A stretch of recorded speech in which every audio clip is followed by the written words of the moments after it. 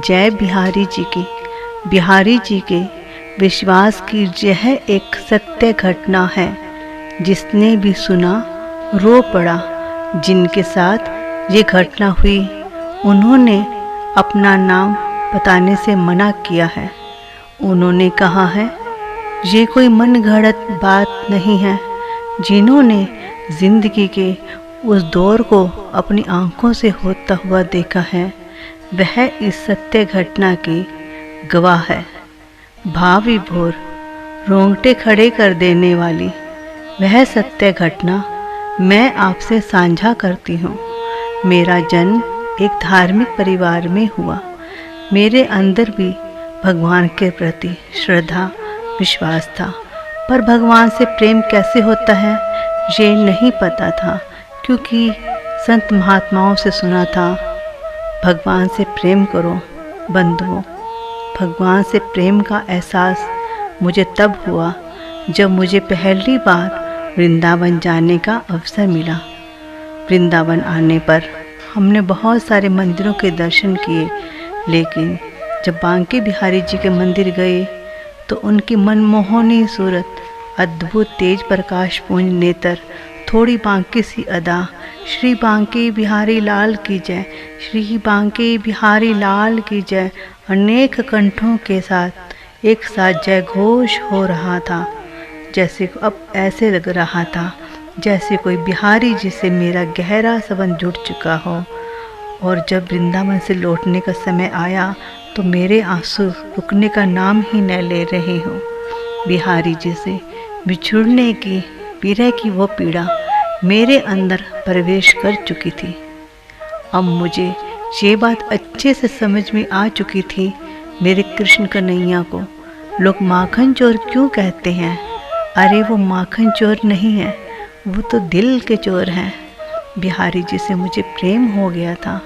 मेरो मन मानिक गिरवी धर्यो, मन मोहन के पास, प्रेम ब्याज इतना बढ़्यो, ना छूटन की आस। अब तो बिहारी जी मेरे जीवन के प्राण धन बन गए थे। धीरे धीरे समय बीतने लगा। एक दिन अचानक मेरे घर में होते हुए लाखों का कैश चोरी हो गया।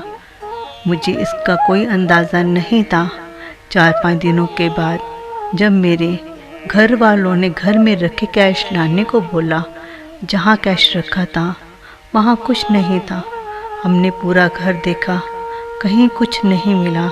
अब सब जगह घर परिवार में हुई चोरी की घटना की बात फैल गई। मेरे घर में कौन कौन लोग आए थे सबकी छानबीन शुरू हो चुकी थी।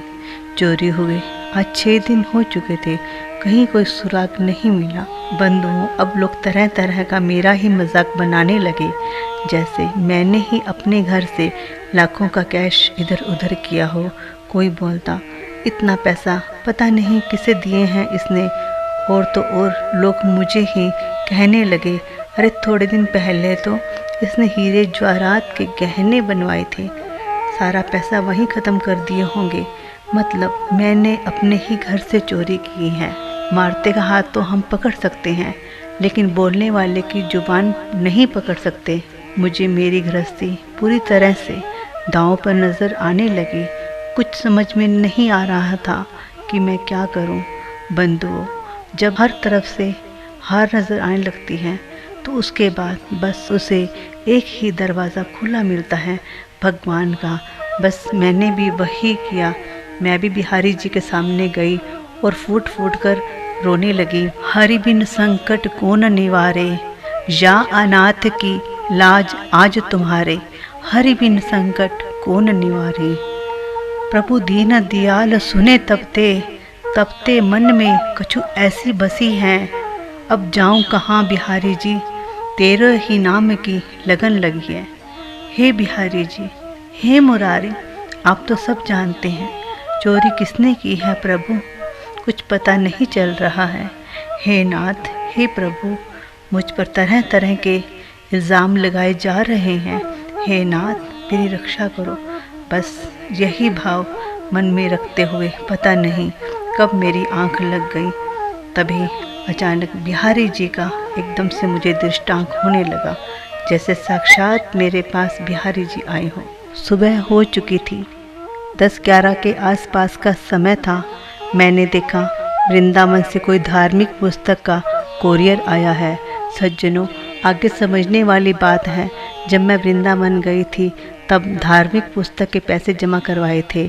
वो पुस्तक हर महीने मेरे घर आती थी, केवल 1 साल के लिए ही थी, लेकिन 2 साल से मेरे घर में कोई पुस्तक नहीं आई।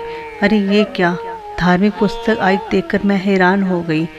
ऐसे कैसे हो सकता है, क्योंकि 2 साल से ही पुस्तक तो नहीं आ रही थी।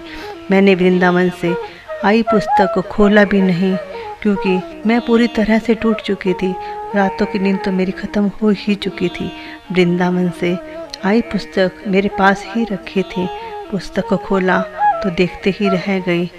उस पुस्तक में वही पेज सामने आया कि किसी के घर में चोरी हुई थी। उन्होंने बिहारी जी के वस्त्र पहनाए वृंदावन जाकर। बस अब तो मुझे बिहारी जी की कृपा का बहुत बड़ा संकेत मिल गया था। मैं भी भागकर बिहारी जी की छवि के सामने गई और बोलने लगी, बिहारी जी, इस दासी की इलाज अब आपके हाथ में है। बिहारी जी, मैं भी वृंदावन आऊँगी। आपके लिए पीताम्बरी, राधा रानी के लिए साड़ी, 16 श्रृंगार बिहारी जी, 56 भोग, सब बिहारी जी सब पागलों की तरह बोलने लगी। अगले ही दिन जिसने चोरी की थी वो खुद मेरे घर आ गए, सारी रोकड़ लुटा गए और माफ़ी मांगने लगे और कहने लगे कि हमें क्षमा कर दो। सज्जनों, अगर कोई चोरी करके चला जाता है तो कौन वापस लुटाता है? ये तो मेरे बांके बिहारी जी का चमत्कार है। उस दिन से मुझे समझ आ गई थी, अगर आप पूरी तरह से श्री कृष्ण को समर्पण करते हैं तो श्री कृष्ण आपकी पूरी जिम्मेदारी लेते हैं। कृपा की ना होती जो आदत तुम्हारी बिहारी जी, तो सुनी ही रहती अदालत तुम्हारी। जय बिहारी जी की।